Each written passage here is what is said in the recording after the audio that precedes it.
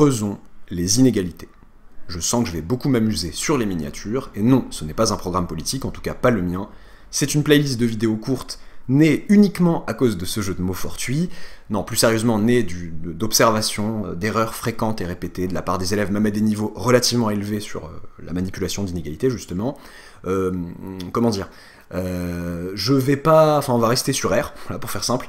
On va pas rentrer dans la théorie des relations d'ordre, des ensembles ordonnés, etc., même si je pourrais emprunter un certain vocabulaire, réflexive, antisymétrique, transitive, je pourrais vite fait en parler pour contenter les gens qui étaient venus pour ça, mais l'idée c'est qu'un élève de lycée, dès la première, voire la seconde, puisse voilà, profiter de ces vidéos, et je pense qu'elles sont très profitables aussi à certains élèves dans le supérieur, histoire de remettre les points sur les i sur certains aspects de manipulation d'inégalité, voir certaines subtilités qui vous ont peut-être échappé, oui, en tant qu'élève, auquel vous n'avez pas forcément été confronté quand vous arrivez en terminale, voilà, vous dérivez, tout se passe bien, des études de fonction se passent bien, etc. Et hop là, ah tiens, il y a un petit truc, ah j'ai pas le droit d'écrire cette équivalence lorsque la fonction f est croissante entre f de a inférieur ou égal à f de b et a inférieur ou égal à b. Ah bon, je savais pas. Voilà, bon ça sera dans une vidéo ultérieure, voilà, je spoil un petit peu, ce genre de choses. Alors, aujourd'hui, on va commencer par... bon, je vais peut-être pas rappeler la définition exacte, non, je vais pas définir ce que c'est qu'un nombre inférieur à un autre, voilà. Je vais par contre rappeler à bon entendeur que 3 est inférieur ou égal à 5. Et que certains élèves arrivés ici diraient non, non, non, 3 est strictement inférieur à 5. Oui, mais 3 strictement inférieur à 5 implique bien que 3 est inférieur ou égal à 5. Un nombre inférieur strict à un autre, bah, ça implique qu'il est inférieur ou égal à ce nombre. Le inférieur ou égal, il y a deux options, enfin quand je dis que A est inférieur ou égal à B, c'est que A est inférieur strict à B ou que A est égal à B. Alors, ça peut paraître anodin, mais je sais d'expérience que dans un point précis, à un moment précis, pardon, qui est celui de l'hérédité d'une récurrence, par exemple, où l'élève doit montrer que pour tout n, enfin, en tout cas, la récurrence vise à montrer que pour tout n appartenant à grand n, je dis n'importe quoi, un est compris entre 3 et 5, par exemple, au sens large, et que dans sa récurrence, dans son hérédité, bon, l'élève part de un inférieur ou égal à, enfin, compris entre 3 et 5 au sens large, et il arrive à un, à un moment donné, il arrive à écrire que un est strictement est supérieur ou égal à 3 et strictement inférieur à 5. On sait pas trop pourquoi, bon, il arrive à ce signe strictement inférieur. Et là, il est bloqué. Il dit, comment ça, je voulais inférieur ou égal? Ouais, bah, c'est pas grave, tout va bien, c'est bien. Donc, si j'ai ça à un moment donné, je peux écrire, enfin pardon, un plus 1, je voulais dire. Un plus 1, donc, un plus 1 est compris entre 3 et 5 au sens large aussi. L'inégalité stricte implique l'inégalité large. Ok, bon, ça peut paraître évident, rappelons-le. L'inégalité, alors, 3 égale 3, ça c'est vrai, j'allais dire 3 égale 5. 3 égale 3, donc il est vrai d'écrire que 3 est inférieur ou égal à 3 aussi. Ça, souvent, c'est... Si on veut reparler des récurrences, souvent on rencontre ça dans des histoires d'initialisation. Ok.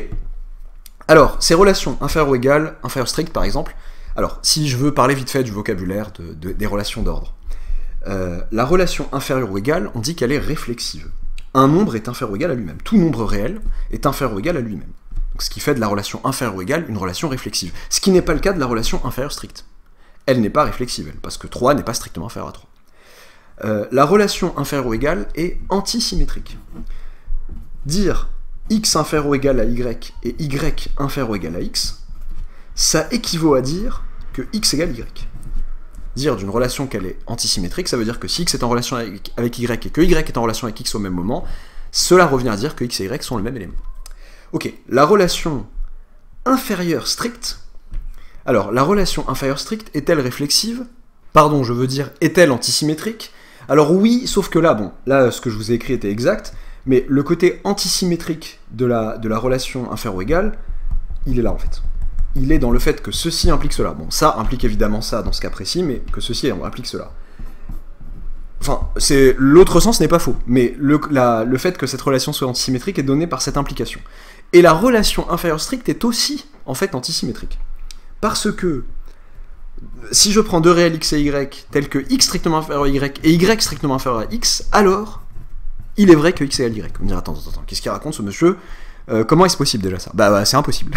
Il n'existe pas de réel x et y tel que x soit strictement inférieur à y et y soit strictement inférieur à x. Faux implique ce qu'on veut, donc cette implication est exacte. Donc, est-il vrai que pour tout réel x et y vérifiant ça, alors j'ai ça? Ben oui, puisque l'ensemble des réels x et y vérifiant, l'ensemble des couples x, y vérifiant ça est vide, Et bah oui, il n'y a pas de problème. Vous n'avez pas de contre-exemple à me donner, vous n'avez pas un couple de réels x et y qui vérifie ça, et pourtant x différent de y, bah non, parce qu'il n'y a pas un tel couple de réels. Et l'implication qui est là aussi est exacte. Implique que x différent de y, cette implication aussi est parfaitement exacte. Voilà. Bon, petit incartade logique, c'est pas le but de la chose non plus, c'est pas le but de la série, mais voilà, donc fermons la parenthèse. Pardon, transitive.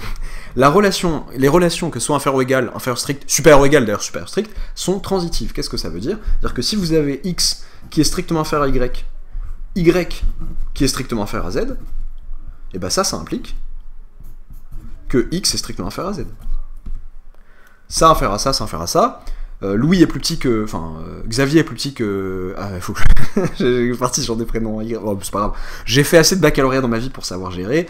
Xavier est plus petit que Yannick, et Yannick est plus petit que Zoé. Bah, ça implique bien que Xavier est plus petit que Zoé. Voilà. Pareil pour inférieur ou égal. Tac, tac. Il n'y a pas de problème avec ça. Et on a aussi, donc si on veut s'en servir, Xavier plus petit ou égal à Yannick, dans le sens où soit il est strictement plus petit, soit ils ont le même âge, exactement. Et Yannick strictement plus petit que Zoé, bah ça implique bien que Xavier est strictement plus petit que Zoé. J'ai une infériorité stricte qui est héritée de ça. Et je peux aussi écrire, enfin quelqu'un qui écrirait implique Xavier est plus petit ou égal à Zoé, bah il a raison, je rappelle que l'infériorité stricte implique l'infériorité au sens large, voilà.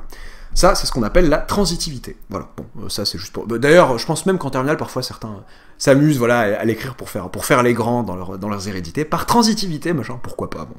Pas abuser non plus, mais pourquoi pas, voilà. Voilà, première vidéo, à bientôt pour la prochaine.